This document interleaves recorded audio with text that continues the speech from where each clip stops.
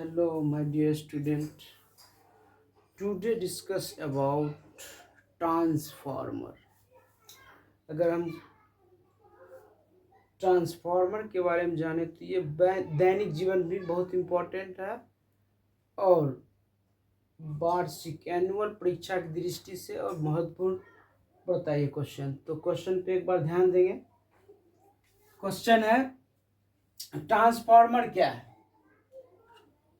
इसका सिद्धांत, बनावट एवं कार्यविधि का सचित्र वर्णन करें। ट्रांसफार्मर क्या है, इसका सिद्धांत, बनावट एवं कार्यविधि का सचित्र वर्णन करें।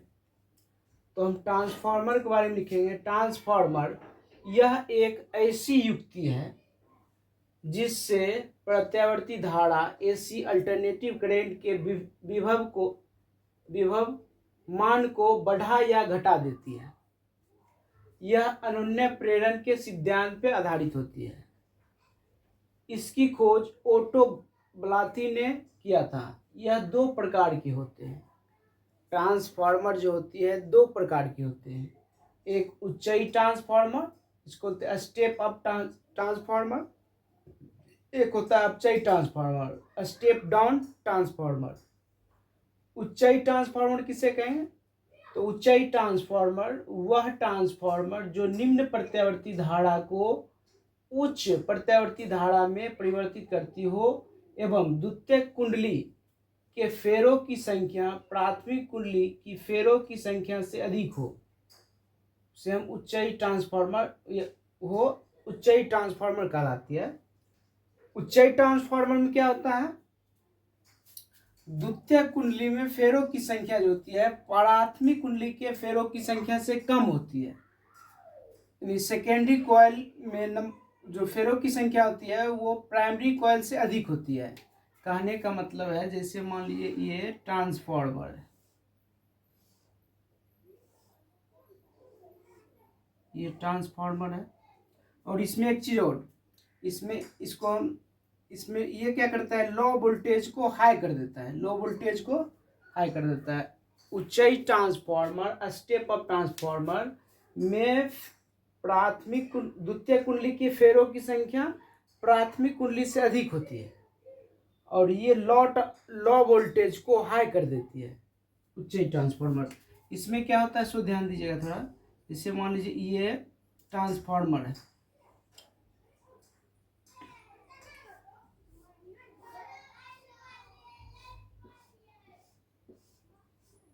इस यहाँ पे ये प्राइमरी कॉइल है,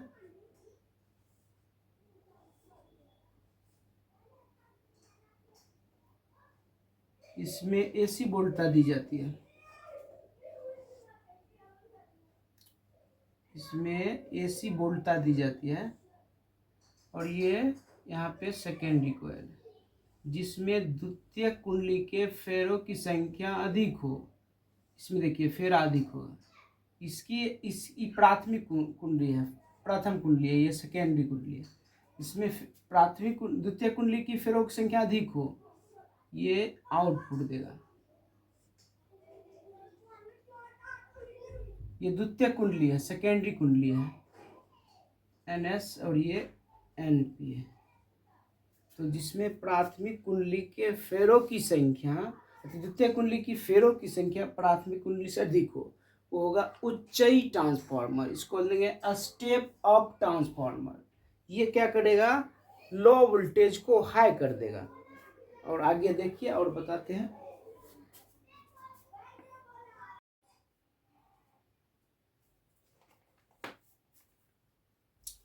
अब यहाँ ध्यान दीजिएगा अब अपचयी ट्रांसफार्मर के बारे में। अपचयी ट्रांसफार्मर किसको, अनुन्नय प्रेरण के सिद्धांत पर आधारित वह ट्रांसफार्मर जो उच्च प्रत्यावर्ती धारा को निम्न प्रत्यावर्ती धारा में परिवर्तित कर देती हो एवं प्राथमिक कुंडली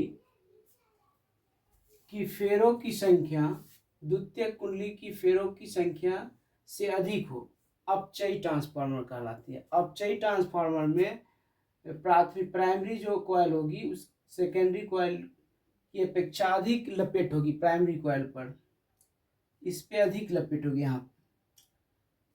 एवं ये हाई वोल्टेज को लॉ कर देती है।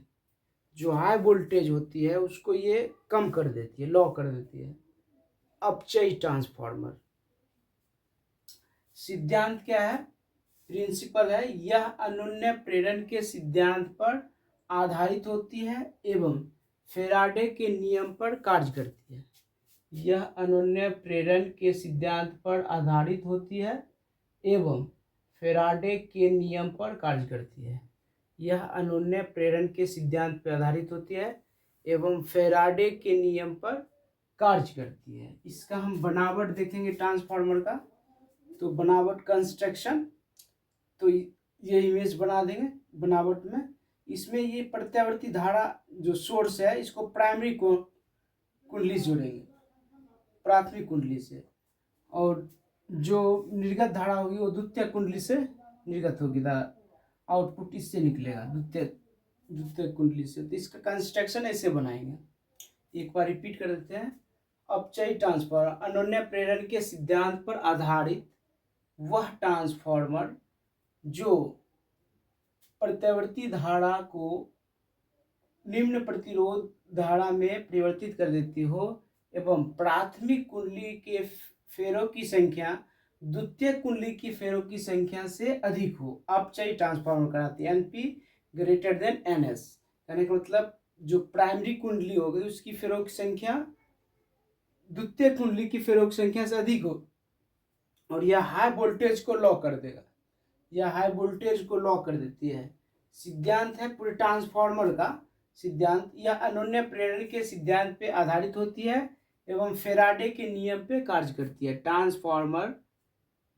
उसके बाद बनावट इसका लिखेंगे, कंस्ट्रक्शन, एक इमेज बनाएंगे और इसके बारे में लिखेंगे।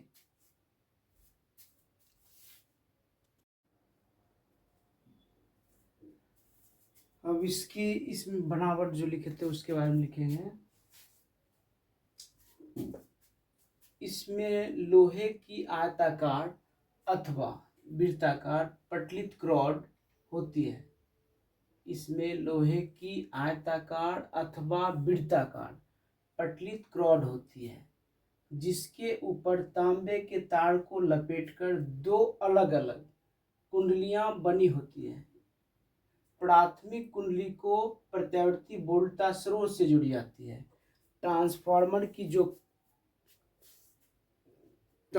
का जो निर्माण होता है ये लोहे के आयताकार या अथवा वृत्ताकार पटलित कुंडली होती है, वृत्ताकार पटलित रॉड होती है जिसके ऊपर तांबे के तार को लपेटकर दो अलग अलग कुंडलियां बनी होती है। प्राथमिक कुंडली को प्रत्यावर्ती बोल्टा स्रोत से जोड़ते हैं। जो प्राथमिक कुंडली होती है उसको एसी स्रोत से जोड़ देते हैं। कार्य विधि समझेंगे। कार्य विधि क्या है, कार्य विधि जब प्राथमिक कुंडली को एक प्रत्यावर्ती बोल्टा स्रोत से जोड़ दिया जाता है तथा धारा प्रवाहित करते हैं तो प्राथमिक कुंडली के चुंबकीय फ्लक्स में परिवर्तन होता है जिसके कारण द्वितीय कुंडली में विद्युत वाहक बल उत्पन्न हो जाते हैं। द्वितीय कुंडली में प्रेरित धारा भी उत्पन्न हो जाती है।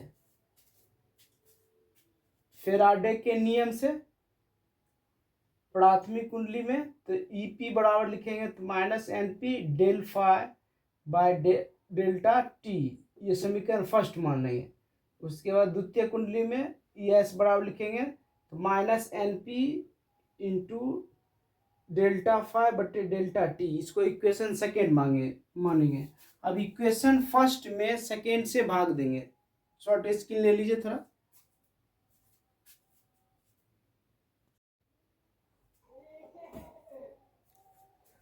तो फिर क्या करेंगे, समीकरण एक में समीकरण दो से भाग देने पर तो ईपीएस बटे एस हो जाएगा बराबर एनपी डेल्टा फाई बटे delta T minus NS delta phi बटे डेल्टा टी।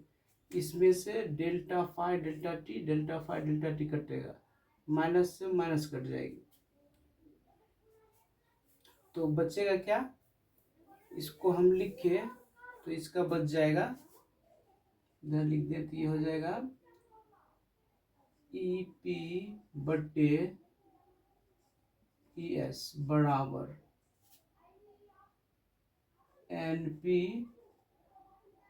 बटे NS, ये बच जाएगा इसका। फिर देखिए इसका अगर लिखते हैं निवेश शक्ति बराबर निर्गत शक्ति यानी PP बराबर PS, अब